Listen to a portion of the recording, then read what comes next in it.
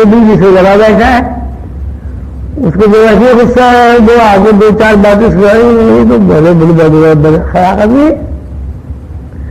دوسری طرف سے آپ ملے وہ بیوی سے واقف ہے، وہ گلا دی چائے بھی کھلا دی تو آپ بھی کھلا دی تو بڑے اچھا آدمی. تیسری جگہ میں بالکل ہی روکھا سوکھا تمہیں کیوں آئے تمہیں ہر وقت ہی آتے رہے. تو 2-3 مہینے جب آپ ملاقات کر لیں گے پھر پتہ چلے گا وہ بندہ کیا ہے. تو پہلی ملاقات میں جائزے قائم کرنی چاہیے. پتہ نہیں بیچارہ کہ سال میں تھکا ہوا ہے، لڑا ہوا ہے، گھر سے بھاگا ہوا ہے، جملہ آ گیا. حضور خیر بابا رحمۃ اللہ علیہ کا فرمانا ہے کہ قربت کے بغیر روحانیت نہیں ہوتی. اب قربت بھائی اب پیر و مرشد میسر آ جائے، اب اس طرح تو ممکن نہیں ہے کہ بھائی آدمی اس کے گھر پہ آ پڑے. جیسے خواجہ غریب نواز 22 سال رہی ہے، دادا صاحب بھی 10-12 سال رہی ہے، بڑے پیر صاحب کو 12 سال کا دور ہے، امام غزالی 3 سال تک چپاتی کھاتے رہے بیچارے کے کھجور دے کے. الحمدللہ میں بھی آپ کے سامنے ٹوٹا پھوٹا آدمی 16 سال اللہ تعالیٰ نے مجھے بھی عطا فرما دیے مرشد کی قربت میں رہنے. تو یہ ایک آدھے آدمی کے ساتھ تو ہو سکتا ہے. اب 1000 آدمی کے ساتھ کس طرح ہو پہلے تو 1000 آدمیوں کا گھر بنایا آدمی، پھر یہ 1000 آدمی کس طرح اپنا گھر بار چھوڑ دیں بھائی. دوسرا طریقہ یہ ہے کہ مرشد کا تصور کیا جائے. حاجی عباد اللہ مہاجر مکی نے فرمایا کہ مرشد کے تصور سے، کیونکہ آپ بار بار مرشد کے تصور میں رہتے ہیں، بار بار مرشد کے تصور میں رہتے ہیں، تو یہ قانون ہے کہ جب ہم ایک دوسرے کو دیکھتے ہیں ہم باہر نہیں دیکھتے. اگر ہم باہر دیکھتے تو مرنے کے بعد بھی دیکھتے بھائی. جب مر گئے کیوں نہیں دیکھتے؟ کیوں نہیں دیکھتے جی؟ میں بتاؤں نا کیوں نہیں دیکھتے مرنے کے بعد؟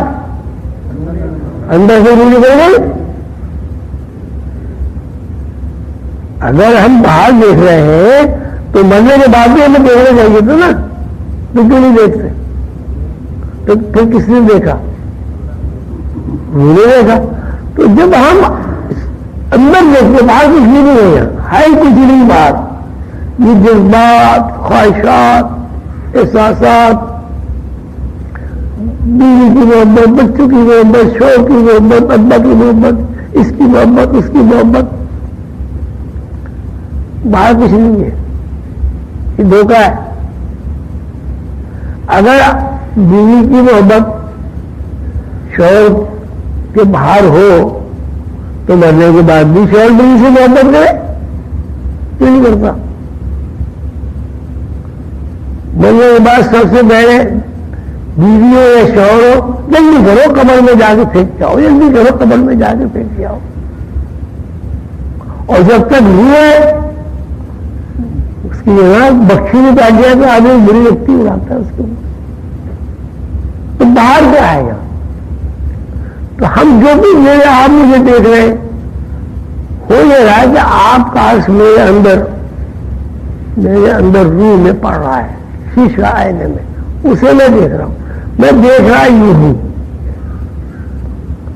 اور یہ فکشن ہم آدمی بھی بتا رہے ہیں میں دیکھ رہا یوں ہوں. یوں کہ ہے ہی کچھ نہیں ہے بھائی. اگر یوں دیکھ رہا ہوں تو مرنے کے بعد میں کیوں نہیں دیکھ رہا ہوں؟ تو ہم سب کچھ اندر دیکھتے ہیں. اب ایک تو ہم یہ دیکھتے ہیں کہ ہم نے کھلی آنکھوں سے دیکھا، وہ تصویر ہمارے اندر اتر گئی. اب ہم نے اس کو دیکھ کے پہچان لیا یہ فلاں صاحب ہے، یہ فلاں صاحب ہے. اور ایک یہ کہ ہمیں آنکھیں ہماری کھلی ہوئی ہے، ہم نے آنکھیں استعمال نہیں کی، ذہن استعمال کیا. ذہن سے مرشد کو دیکھا، جیسی ذہن سے مرشد کو دیکھا مرشد اندر آ گیا. اس طرح پھر وہی مثال ہے، آپ باہر نہیں دیکھ رہے. باہر اگر دیکھ رہے تو مرنے کے بعد بھی ایک کسوٹی ہے مرنا. یہ مرنا بالکل درست کسوٹی ہے، اس سے ہر چیز کی پیمائش ہو جاتی ہے. اب جتنی بار آپ مرشد کا تصور کریں گے اپنے ارادے سے، اختیار سے، اسی مناسبت سے آپ کے آئینے میں مرشید کی تصویر آئے گی، اور مرشد کے اندر یہ بھی کچھ ہے، اللہ کی نعمتیں ہیں، اللہ کی رحمتیں ہیں، علم ہے۔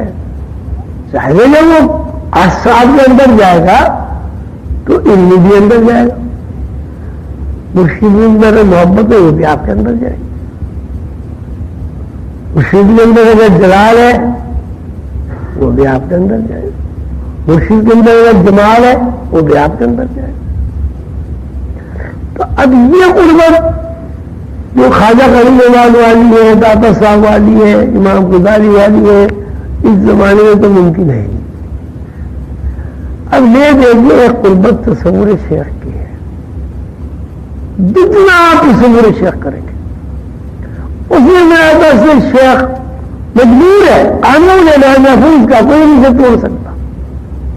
جب آپ تصور کریں گے اس لیے کا تصور کریں، وہ آپ کے آئینے میں آ کے بیٹھ جائے گی۔ سانپ کا تصور کریں، سانپ سامنے نہیں ہے آپ کے، اور لیکن آپ ڈر جائیں گے، خوفزدہ ہو جائیں گے۔ بھائی کیوں خوفزدہ ہو گئے؟ سانپ تو ہے ہی نہیں سامنے۔ خوفزدہ اس لیے ہو گئے کہ سانپ کی خصوصیات، سانپ کی شکل وہ آپ کے آئینے کے اندر آ گئی، آپ کے اندر اتر گئی۔ اب جو سانپ کی خصوصیات ہیں اس سے آپ متاثر ہوں گے۔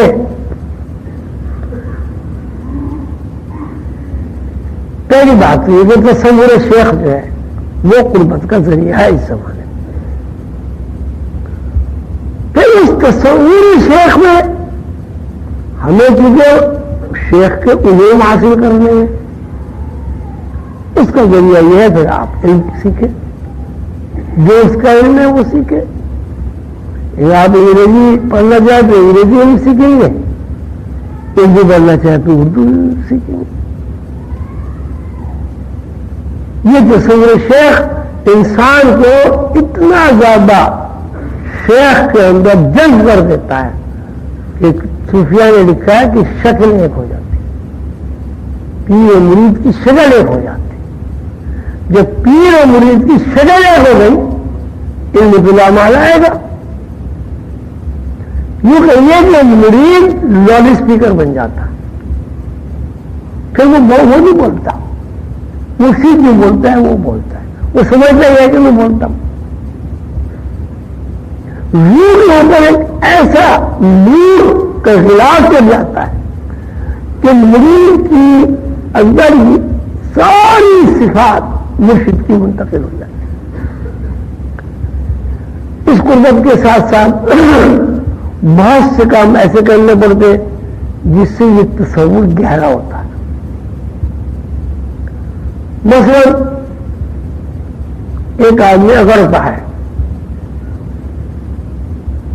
حضور کلمہ بابا فرمایا کرتے تھے جب کوئی آدمی غرور کا تھوڑا تکبر کرتا تھا تو وہ فرماتے تھے اس کے گردن میں ہڈی پیدا ہو گئی، اگرتا ہے۔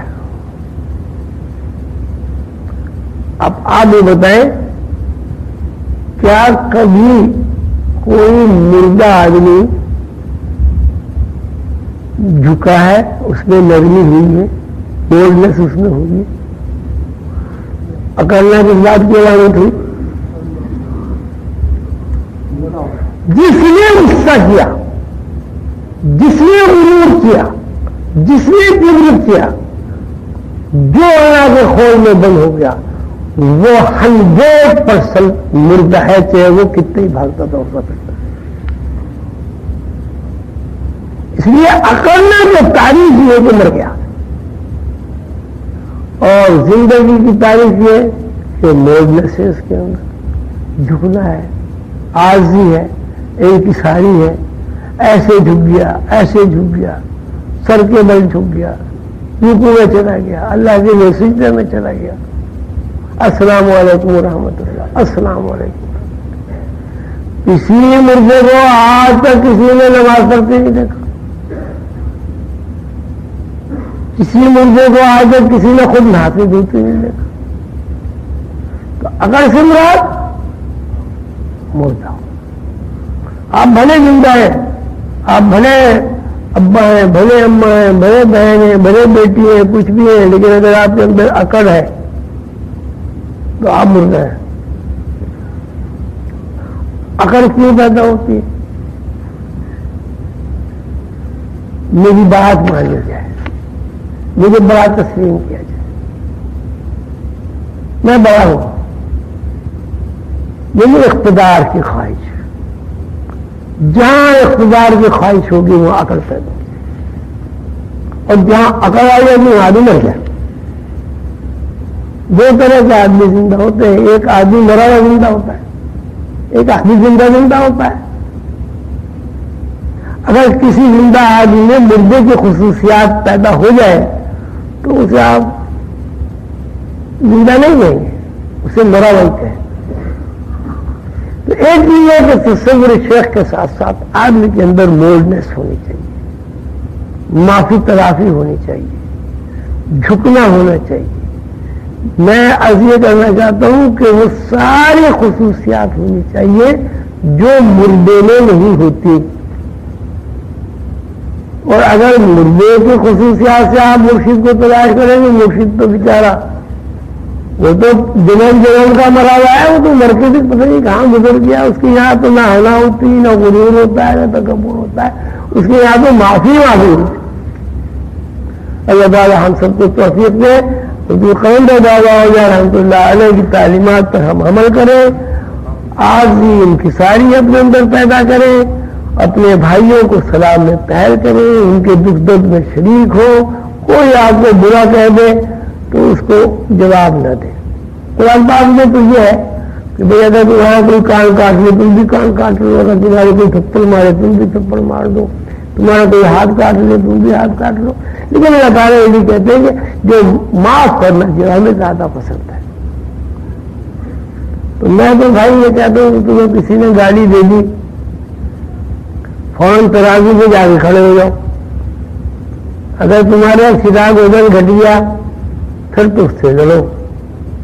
اگر تمہارا وزن نہیں گھٹا تو یاد لڑنے کی عادت ہوتے، اب لڑو گے تو وزن گھٹے گا، اس سے آئے گا بلڈ پریشر ہوگا، پسینہ آئے گا۔ لیکن اگر آپ معاف کر دیں گے تو آپ کا کچھ نہیں ہے۔ کوئی اوپر صلی اللہ علیہ وسلم کے لیے اسے درگزر ہے، حضور رحمۃ اللہ عالمین ہے۔ اللہ تعالیٰ ہم سب کو زندہ مردہ نہ بنائے، ہمیں زندگی عطا فرمائے، اور مردنے کی جتنی بھی خصوصیات ہیں اللہ تعالیٰ ہماری اس سے حفاظت فرمائے۔ بسم اللہ الرحمن الرحیم، آمین یا رب العالمین۔ السلام علیکم ورحمۃ اللہ وبرکاتہ۔